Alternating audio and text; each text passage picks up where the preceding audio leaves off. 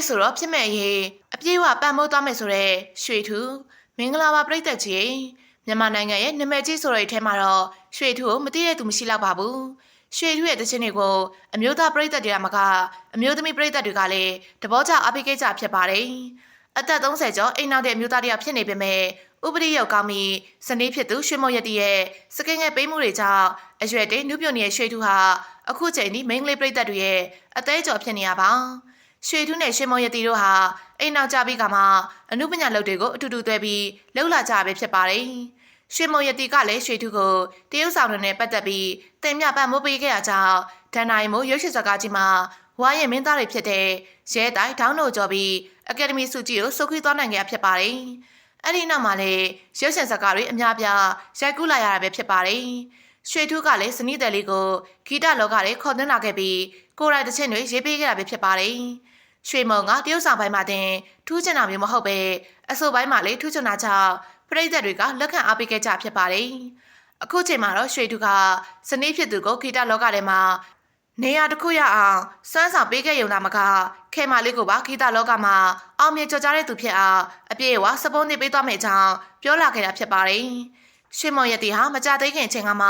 သူမရဲ့သူတည်သောညီမလေးဖြစ်တဲ့ငွေမုံရတီကိုပွဲထုတ်လာခဲ့ရပဲဖြစ်ပါတယ်။ငွေမော်ရတီဟာအကြောင်းကိစ္စတွေပြီးစီးပြီးအရွယ်ရောက်လာပြီးဖြစ်တာကြောင့်အနုပညာလောကတွေကိုစတင်ဝင်ရောက်လာခဲ့ပြီးဖြစ်ပါတယ်။ဒါပေမဲ့ငွေမော်ရတီဟာ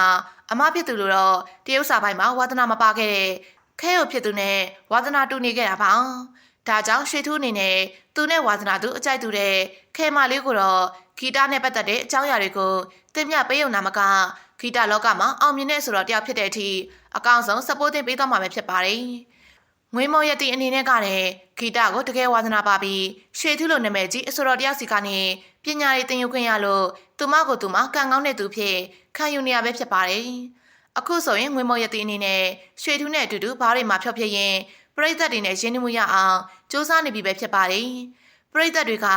ငွေမော်ရတီဟာရွှေမုံလောက်အတတ်မကောင်းသလိုတချင်းလည်းမစွတ်တတ်ဘူးဆိုပြီးဝေဖန်ထောက်ပြလာကြတာပါ။အခုလိုဝေဖန်မှုတွေပေါ်မှာလည်းရွှေထူးကရွှေမုံရဲ့အတန်ဟာချိုးတဲ့ဘက်ကိုသွားပြီးငွေမုံရဲ့တန်မာပြီးပောက်ကွဲတဲ့ဘက်ကိုသွားတာလို့ရှင်းပြလာခဲ့ရဖြစ်ပါတယ်။ပရိသတ်တချို့ကတော့ငွေမုံရဲ့တီကိုအမဖြစ်တဲ့ရွှေမုံနဲ့မတူပဲနိုင်ငံကျော်မင်းသားကြီးနေတိုးနဲ့တူရဲဆိုပြီးအရှုံးဖောက်ဆနောက်နေကြတာပါ။မင်းသားနေတိုးက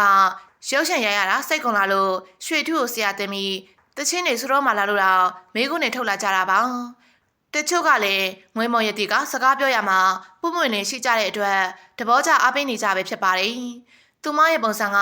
ရွှေမုံလိုမင်းကလေးမဆန်ပဲယောက်ျားလေးပုံစံဖြစ်နေရကြောင်းတရုတ်ဆောင်လုပ်ကိုမရွေးပဲ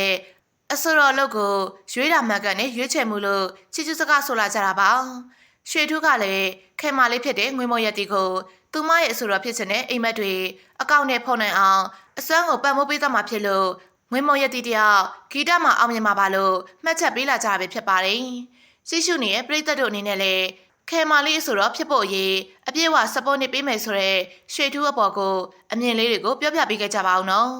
အားလုံးကိုကျေးဇူးတင်ပါတယ်ရှင်